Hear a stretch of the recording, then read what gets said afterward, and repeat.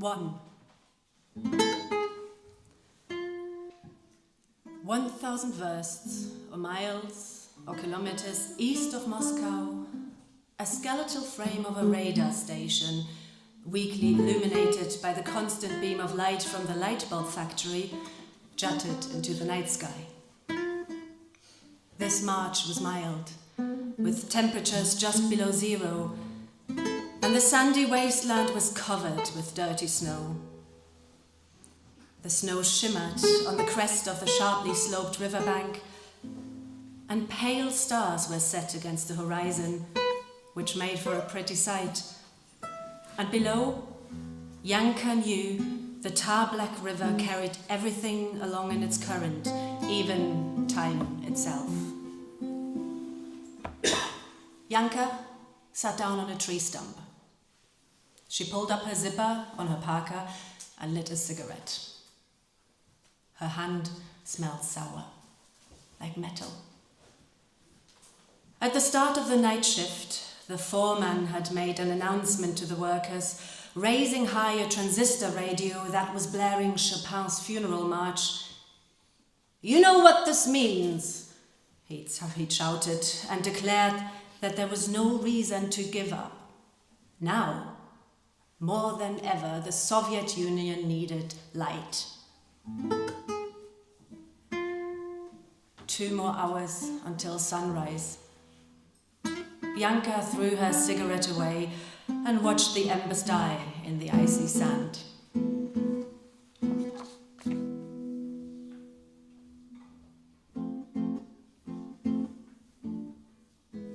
2.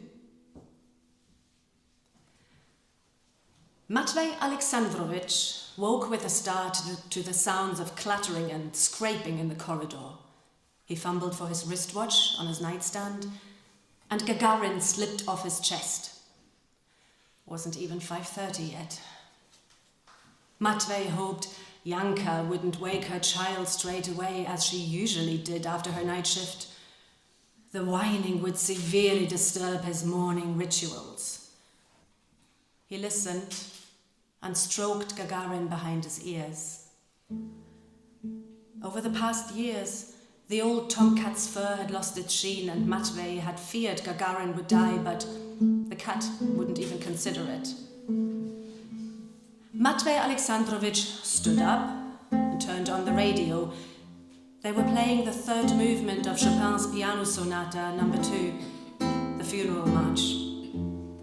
He turned down the volume, positioned himself next to the bed in his underwear, stood on the tips of his toes, ready to begin his daily set of gymnastic exercises, and then little Kroshka began to howl.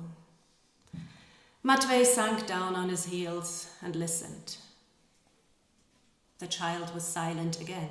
There was still a slim chance she hadn't woken everyone up, and they wouldn't appear in the communal kitchen in a few moments. Matvey Alexandrovich threw on his dressing gown and slippers, cleared his room in 2 steps, and crept out. He paused briefly in the corridor. In the professor's room, it sounded as if someone were coughing into the bell of a tuba. A large pot with rice and meat stood on the kerosene stove. Without bothering to turn on the light, he picked up a spoon and ate directly from the pot. The meat tasted delicate, like chicken. Or was it snake? But where would the Caresons have gotten snake? Even in the summertime, there were only a few sad-looking slow worms in the city park. He ate a few more spoonfuls, wiped his mouth on a threadbare kitchen towel, and looked around the kitchen, which revealed the traces of its aristocratic past in the dim glow of a streetlight. 6 groups of renters lived among these crumbling turn-of-the-century mouldings and tried to keep out of each other's way as much as circumstances would allow.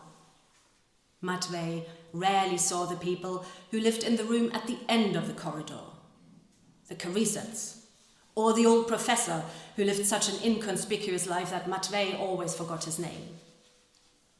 Midway down the corridor was Liebermann, and next to her, in the largest room of all, were the Kusolapics.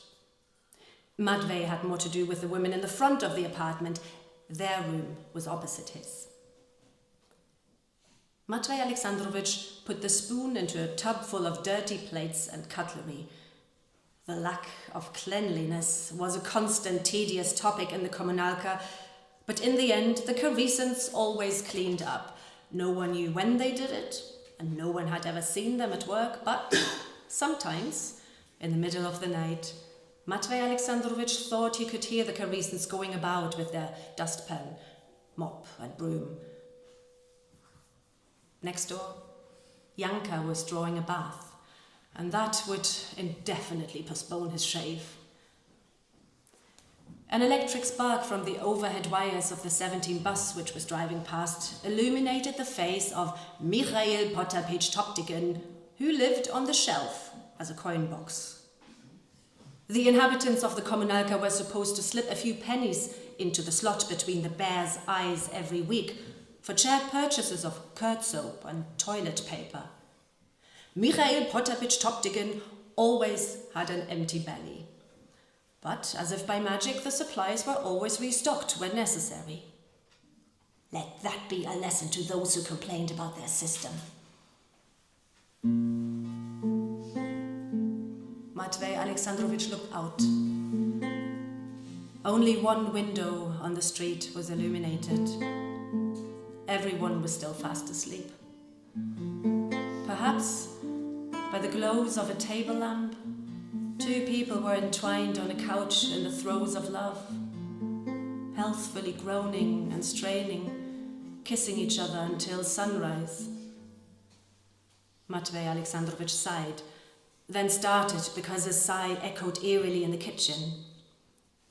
He sighed again, this time more quietly. He growled a little, humbled, grumbled, hummed more loudly, and then sang, "My tears forever, you fell and you died. We stand here and mourn you in heart and in mind. You fought and you perished for justice to come, but we are mourning the loss of our sons." "Have the martyrs hidden themselves away in our kitchen, dear Matvey Alexandrovich?" He spun around. Before him stood Maria Nikolaevna, dressed in a pale pink dressing gown, and he didn't know whether it was a sudden impulse or the blonde locks which fell down to Maria Nikolaevna's shoulders, blonde locks that she pulled back into a stern bun each day, or whether it was the collar of her nightdress which showed from underneath her dressing gown. But he grasped Maria Nikolaevna by her shoulders and belted the next verse of the song into her face as if there were no tomorrow. "One day, though, when freedom to mankind arrives, we finish the longing with which you did strive. Then we will extol you and all your brave lives for the highest of mankind, so we could all thrive." "Matvey, calm down. I'll make us some tea. I have some chocolates too. I was saving them for my mother's birthday, but you seem to need them rather badly right now." "If I'd known that a patriotic song would grant me the pleasure of your company and some chocolates, I would have taken this measure long ago." Maria Nikolaevna turned on the light and set to work at the stove. Matvey Alexandrovich examined her ankles, which were visible as a small white stripe between the hem of her dressing gown and the fake fur cuffs of her slippers. He let himself sink into a chair. No star or sun had the right to intrude into someone else's orbit and cause the unforeseeable consequences that manifest themselves in the dreadful disorder of his thoughts. "You know, Maria Nikolaevna. Every person lives in their own separate world. That's a fact. And it seems fair and right to me. Your daughter, Yanka, however, lives in a particularly foreign and distant cosmos. Does that give her the right to be selfish and wake her child when she comes home from her night shift at dawn, which then blubbers and cries and rudely awakens the entire kommunalka? Our lives are shit, Maria Nikolaevna answered. She handed Matvey a cup of tea, sat down with him at the table and bent over the box of chocolates. But then she seemed to realize that the statement, which she enjoyed saying often, was inappropriate at this moment. As she quickly added, "But not for long, because spring will come soon and the birch trees will have small green leaves." When it comes to trees, I'll admit that when you talk about the bark of a mountain ash or an alder tree, or the colour of birch leaf, I feel as though you're not talking about trees, but about me. I'm flattered by how sweetly you talk about the trees, which lead such quiet, noble lives. Let me tell you one more thing, but don't make fun of me. 30 years ago, my younger self would never have imagined how melancholic I would become when I think about those trees. Maria Nikolaevna yawned, big, loud, and beautiful. She got up, took the kettle off the stove, pushed aside the laundry, which hung from several lines that were strung up across the kitchen, and finally asked, lost in thought, "Trees, you say? You're reading too much Turgenev." A radio was turned on at the far end of the apartment, and the final strains of Chopin's funeral march rang out, and then a choir intoned, "Martyrs forever, you fell and you died." And the radio was turned off again. "Yes, trees," said Matvey Alexandrovich, who suddenly felt very tired. "If you like, I'll take you for a walk in the park next Sunday and show them to you." "Oh, Matvey, there's no need. Who knows whether the trees aren't in mourning too and will make for a sad sight." "What do you mean, Maria Nikolaevna?" "It's clear. Someone in Moscow has died. By the way, do you have the time?" "The time? What time is it?" Almost 6:30. I don't think that the trees are in mourning, except for the willows, of course. Elms and birches naturally have a cheerful, light-hearted disposition. Oaks can sometimes be a bit stern, but mourning? We mourned for Stalin, we mourned for Brezhnev, and today? Maria Nikolaevna looked at Matvey Alexandrovich for a long time and said nothing. Then she tossed 4 lumps of sugar into another teacup and stirred it well. "Your tea, mother."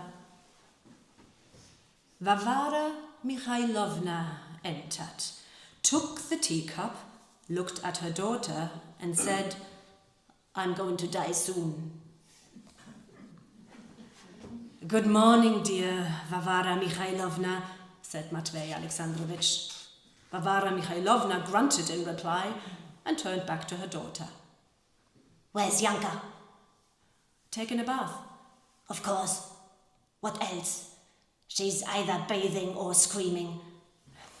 "She doesn't scream, she sings." "And who died?" "They're playing Chopin." Well, Matvey Alexandrovich here suspects. As long as no official announcement has been made, I have no suspicion, bellowed Matvey Alexandrovich with unusual force. "Well, no matter who died," Maria Nikolaevna placated, "I have to get ready now. See you later." "Watch out for the Karisans," said Varvara Mikhailovna. "Watch out yourself." "Maria Nikolaevna, before you go, your daughter is occupying the bathroom again. We have to do something."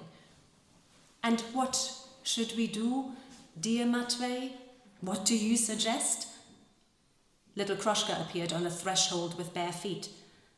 Varvara Mikhailovna put her on her lap, produced a pair of wool socks from her bathrobe and said, "You'll catch a cold, child, but no one around here cares, my poor angel." A man should talk to her, set her straight, you understand? I do, Matvey Alexandrovich, but you won't be the one to do it. Maria Nikolaevna pushed past him out of the kitchen and knocked loudly on the bathroom door. "Yanka, come out!" She tried to make her voice sound commanding. They heard Yanka sing a few more bars and then swear. "You see, there's nothing to be done here," Maria Nikolaevna called over her shoulder. 3.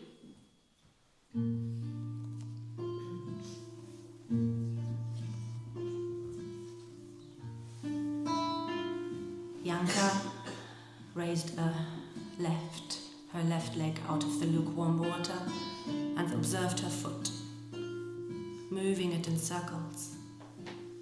It was a solid foot. She closed her eyes. Only 5 more minutes. Her limbs were heavy.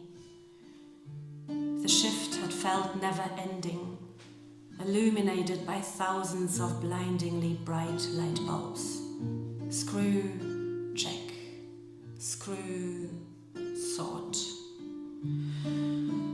These night shifts sharpened her awareness in a peculiar way, and Yanka began to find everything meaningless. She remembered that during her break, her colleagues had stood together, chatting, and when she joined them to smoke a cigarette, they'd quickly glanced at each other and changed the topic. What were they talking about? It didn't matter. Her colleagues didn't matter. The factory didn't matter. She could be weightless, or sad, or happy and stupid. Or she could finally stop asking herself how she might be, or what she wanted to be, or what the world wanted of her. Was she useful? Or could the world get on without her? Her hand moved tentatively to her stomach, her hip. Little bubbles rose and burst to the surface. She submerged and swam towards the shore, rising up again. They were all there. Pavel, Olga, Emmy, Kostya, and Andrei. Emmy and Kostya were entwined on a blanket, devouring each other. Olga was slurring a poem by Pasternak. Andrei was watching the shashlik cook under the embers, and Pavel was standing on the shore, keeping a lookout for her. "Can one of you bastards throw me a towel?" she shouted, standing in the ice-cold water, so cold the fishes had decamped to Africa. Pavel tossed aside his shirt and pants and ran towards her, penis flapping, and wrapped her tight in his arms. "Oh, so you're my towel?" she mumbled into the hollow between his neck and collarbone. "Yes, I am." Andrei struck an athletic pose with the grill tongs and stuffed an enormous piece of bread roll into his mouth.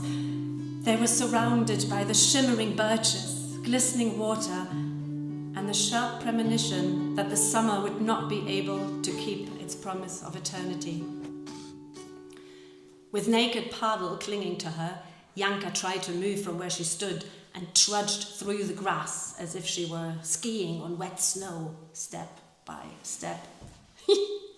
"You'll break my back!" She pinched his testicles, and he finally let go and fell as if dead to the floor. Andrei tossed Yanka's shirt over to her and grinned. "What?" "Shall we sing a song, Yanka?"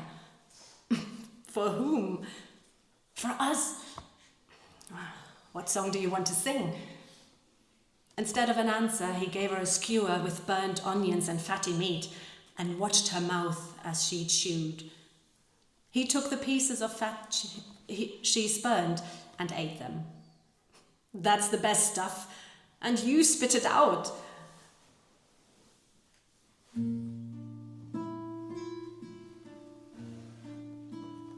Janka let some more hot water into the bath.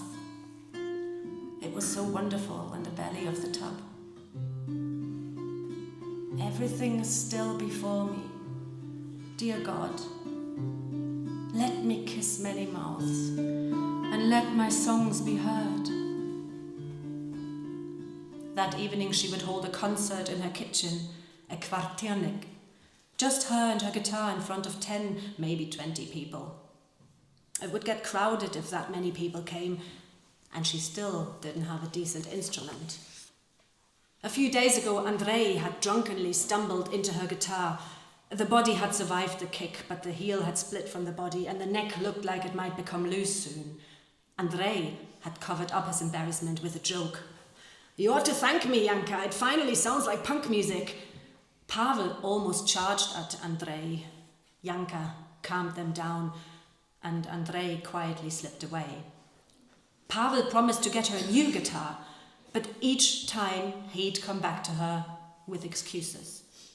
Hard to find, too expensive, not right for you. What happened to Andrei's guitar? He pawned it. Oh, well, doesn't Olga have a guitar? Olga plays the violin. Janka, I promise you for your concert, you'll have a new guitar.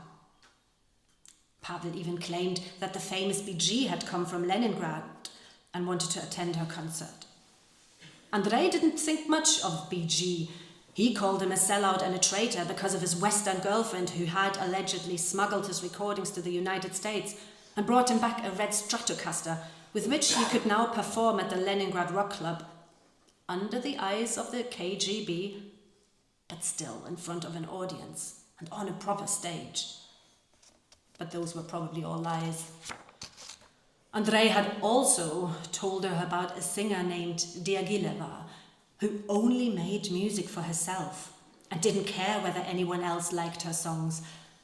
But this Diagileva was probably one of the chosen few who roamed the country unafraid with a burning soul, let herself be arrested and had torrid love affairs with others in that chosen few. Janka's soul should burn too. She wanted to burn with love.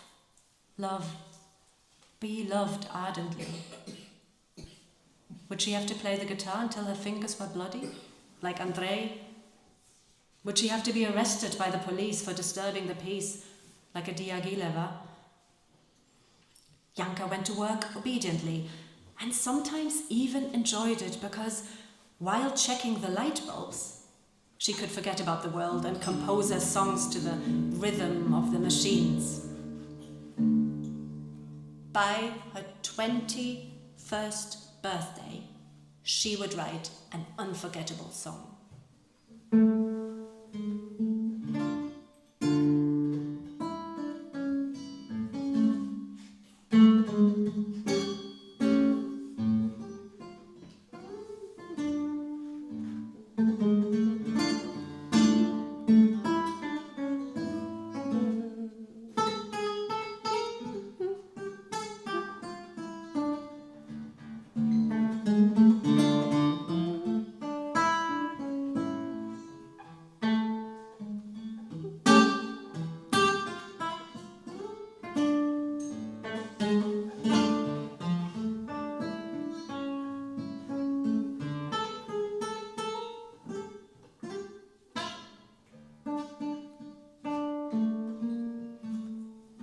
The water slowly grew cold. She could hear Krushka babbling happily. Krushka, who had only just lain at her breast, amazed her. To think that so much milk could flow out of such small breasts.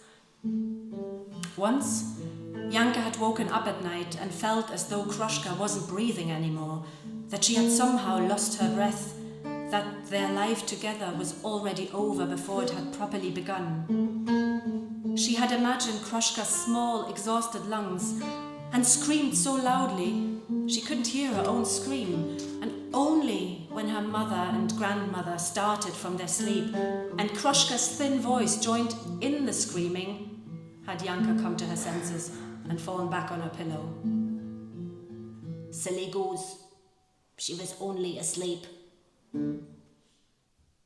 If Yanka were to spend any longer in the bathtub, she wouldn't manage to get Kroshka dressed for kindergarten and spend a few minutes with her.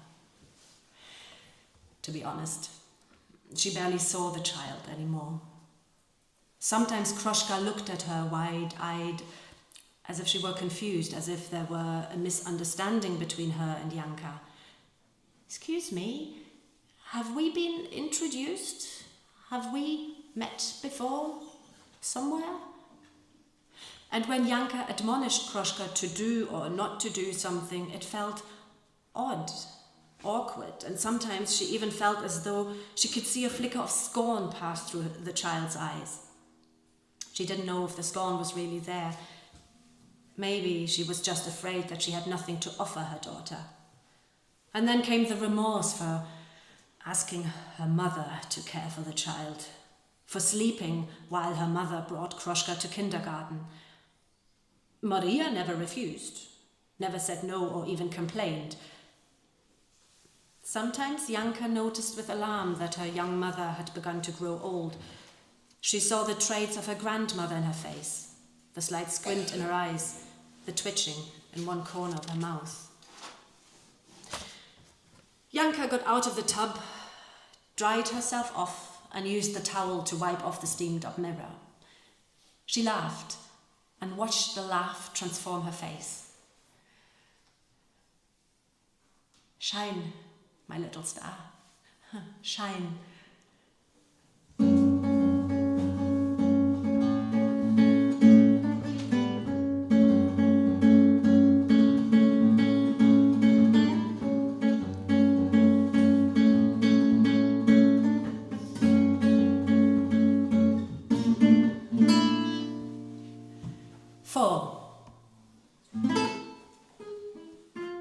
Maria Nikolaevna folded up her bed and banged it into place with her fist. She pushed the modesty screen between the door and the wardrobe, took off her gown and her nightie, and got dressed. She flung away her slippers, which she'd slid open on the sides for comfort, and there they lay, a picture of misery. Maria lay down on Yanka's bed, pulled the curtains shut, and stared up at the ceiling. There was a little time before she had to go to leave the house. She could have just a few minutes alone.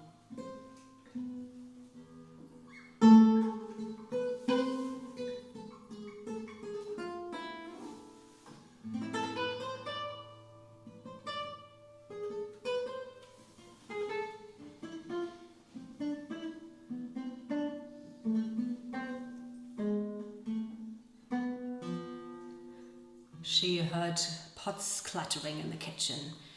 She pictured Varvara digging through the dried mushrooms which were collected every summer and hung up to dry from the kitchen ceiling. They exuded a musty, earthy smell. And then she heard her mother's steps on the corridor, headed towards the toilet. In a moment, she would open the door with a sigh.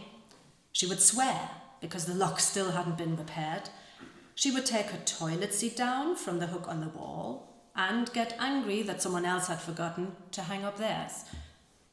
Varvara's muffled mutterings floated over, and then the sound of the flush. Yanka was singing in the bathroom.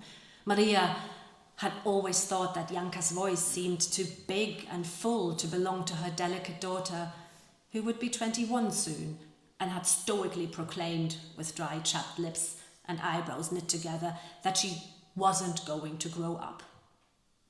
Yanka had decided to have the child, despite all the good advice she had received. "I'm going to have my baby and you'll help me with it," she declared, and stuck with her decision. Yet she'd had so little interest in practical matters, she couldn't even name the father of her child. Or perhaps she hadn't wanted to. Maria even liked some of the young men who hovered around Yanka, And she secretly picked a favorite to be Kroshka's father, sometimes this one, sometimes that one. In contrast to Janka, little Kroshka was a quiet, undemanding child. When she was given thick porridge with butter, she was happy. When she was put in front of the TV, she quietly gazed at the screen. If Maria kept her in the kitchen with her, she eagerly observed the goings-ons with red cheeks. The only thing she disliked was going to kindergarten.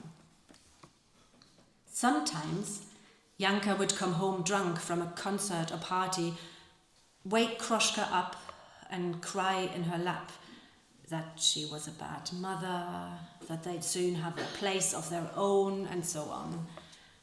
This frightened Kroshka, and she'd break out in a rush and have little red spots on her arms and legs.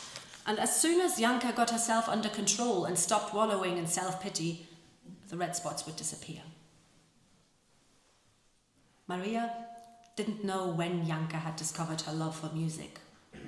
Only that what Janka called music seemed like screaming to everyone else. That's what her mother called it. That's what Matvey Alexandrovich had complained about.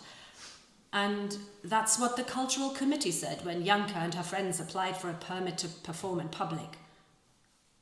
But she was moved by Janka's music, sometimes even enchanted by it. Janka's songs were somber and profound, and when she accompanied herself on the guitar, Maria could barely recognize her daughter.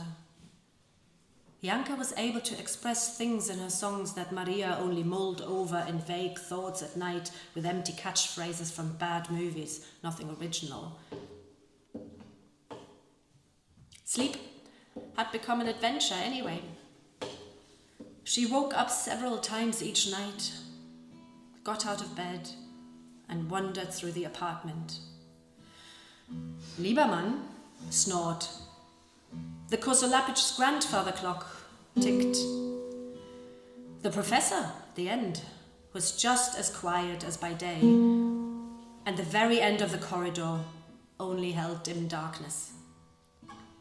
Only under Matvey Alexandrovich's door did she sometimes spy a small shaft of light, and a few times she had been tempted to gently knock on his door, since they might as well pass the time together if they were both awake. Of course, she hadn't knocked.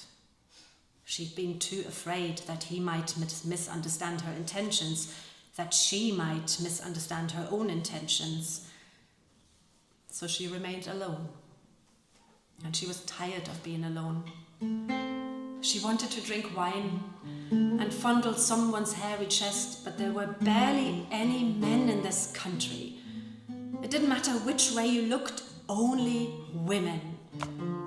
At the museum, 2 men worked alongside 13 women, and that wasn't necessarily a bad thing, since she preferred dealing with women, but she didn't want to be surrounded by them forever and spend every night lying between her mother, daughter, and granddaughter. The water stain on the ceiling had turned the colour of mud. In the beginning, this room had meant freedom to her. She had moved in with Boris and away from his parents. They had been assigned to this room, and barely 1 year later, Janka had arrived. They'd been happy here for a few years. Then her father had died and her mother had moved in. Maria turned her head towards the couch where every night Varvara lay like a corpse, wheezing gently and smiling in her sleep. Closed, bright eyelids, lips gently parted. Are you sick? Why are you lying in bed? Varvara Mikhailovna yanked aside the curtain. I'm not lying in bed, Mother. I'm lying on the bed. You should have put on your dressing gown. You're lying on Janka's bed in street clothes. Yes. Are you depressed? No. A woman your age shouldn't wear a skirt that short. My skirt isn't short, and I'm not old. You're almost 60. I'm 45. Varvara Mikhailovna sat down on the bed next to her daughter. You're right to suffer, right you are. Good things we have each other. Good things you have me. Good things we'll always have each other. We'll always be together. Won't we? She rocked back and forth and emphasized each sentence with a sigh, and then she bent down to her daughter. You'll never leave me, will you? Maria Nikolaevna sighed with her, then sat up, rubbed her forehead, moved her head as if shaking something off, and said sternly, "Enough of this, it's enough." Yanka came into the room with Krushka on her shoulders and a pile of laundry in her arms. She put the laundry on the dresser and Krushka on the ground, took off Krushka's pyjamas, sniffed at them, folded them and put them on Krushka's bed. Yanka was so tired. She looked as if she could barely stand. She dressed the child in a clean shirt, woolen tights and a wool dress. She combed Krushka's hair and tied her thin braids together with white tulle ribbons. Varvara Mikhailovna stood up, absent-mindedly stroked Maria's hair as if to apologize, inspected the laundry and sorted other people's items into a second pile. Maria knew she would have to hurry, so Krushka wouldn't be late for kindergarten and Yanka could finally get to sleep after her night shift. Varvara was picking up fluff from the carpet. Everywhere she looked, she saw dust, dirt, grime. Maria breathed in and out heavily and noticed that when she inhaled, there was a small stabbing pain in her chest, the left. She breathed in deeply again and the pain grew, this time on the right. It wasn't a stabbing pain anymore, but an ache. She had read that spells of dizziness precede heart attacks, and this thought made her heart beat faster, and she stopped breathing. Her heartbeat pounded, vanished for a moment, and then returned. Maria pinched her hand. Yanka darted a stern glance at her. "I'd best get going," said Maria, but didn't get up. "How was the night shift, Yanka?" "Same as usual." Yanka put the teacups, which had been standing around since yesterday, on the tray. "I should take over your night shifts. I didn't manage to sleep a wink anyway." Yanka fluffed up a pillow. "A great darkness lies before me." Varvara Mikhailovna picked up the tray with the teacups. Our Yanka speaking in riddles again. "By the way, Krushka coughed all night." I didn't hear her cough. "Well, that's because you sleep like the dead, Mother. People who aren't sensitive have deep, sound sleep." Maria, won't you be late for work? "Last night, I thought that this year we should go to the sea, the four of us, on holiday." Varvara Mikhailovna looked pityingly at her daughter. What ideas you have! Yanka loosened the towel around her head, dried off her hair, picked up the pile of stray laundry, and left.